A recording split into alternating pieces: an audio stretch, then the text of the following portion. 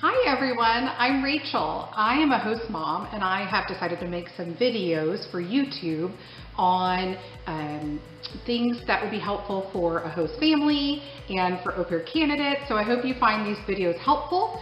If you are a host family and you do not know someone that's in the program, I do have some referral links in the comment section below.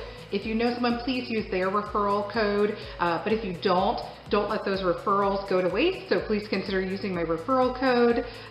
Today, I decided I would talk about some things that were more focused for au pair candidates to strengthen their application. So let's get going. All right, so this video I will probably break up into two different videos so it doesn't get too long. The first thing I thought I would talk about is the three biggest items that we really use to even consider au pairs on. And I know talking to other area directors called ADs or local child care consultants called LCCs, that these often are also the reason for rematches. So I thought I would start with those. And the first thing I want to talk about is driving.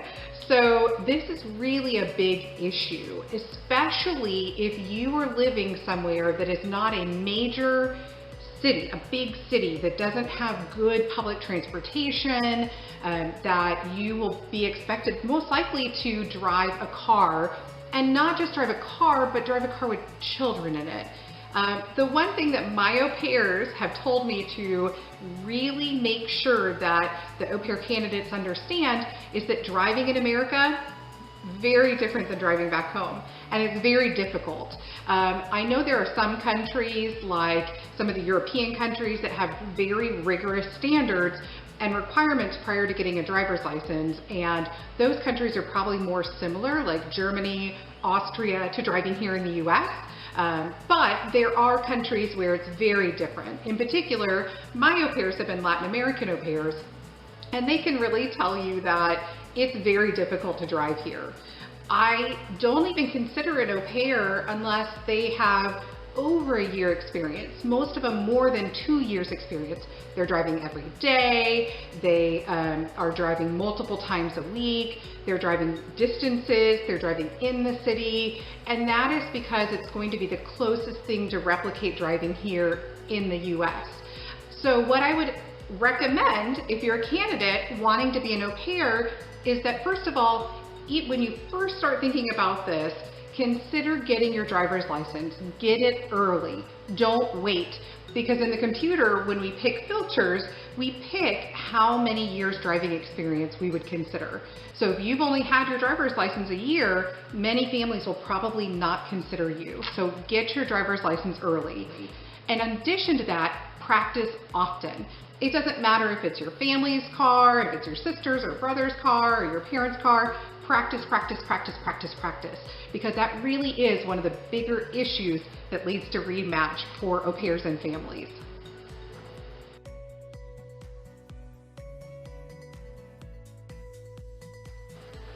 All right, so the second thing that is another deal breaker or important thing that you need to consider prior to signing up for the program is your level of English. And I know that some countries are very good at training people in English. Many countries, it's part of the curriculum, and their English is honestly probably better than a lot of Americans' English, and that's awesome. However, if you come from a country where you don't have English infused into your everyday life, practice, practice, practice, practice, practice. I cannot say that enough. If you expect to come somewhere and live with a family and take care of their children, you really need to be able to communicate with them. Now, I know there are some families that do have a history or experience speaking the language that you speak, and maybe that's not as big of a deal. But for most Americans, we don't speak other languages. I wish we were better about that. And in our family, we try to speak Spanish and practice, but my au pairs will tell you we're terrible. So Google Translator will only get you so far. And again, if you can't understand the family and the family doesn't feel like you understand what their wants are for their children, it's probably going to lead to a rematch because they are not going to feel confident or comfortable or safe with you caring for their children. So whatever you can do to practice your English before you start interviewing and before you get here, even after you matched, that is so important. So practice, practice.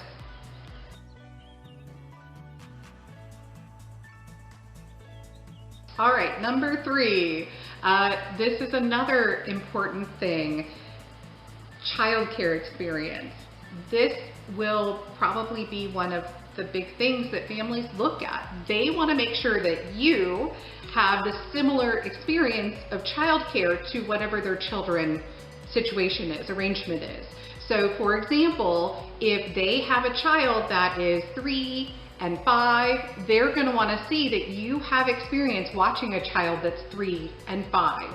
And not just that you have experience watching those children, but that have you done it alone? So make sure you're getting childcare experience where you can confidently and honestly say that there was no other adults there and that you were responsible for those children for a period of time. Make sure you're getting experience with more than one child at a time, because many of these families, I would say most of these families that have au pairs, they have more than one child. So make sure you're getting that childcare experience. A lot of families, unless you worked in a kindergarten as a full-time employee, not just a volunteer, will not count the kindergarten hours. And so they really want to know, and they're okay if the child is a cousin or a family member or a neighbor or a friend.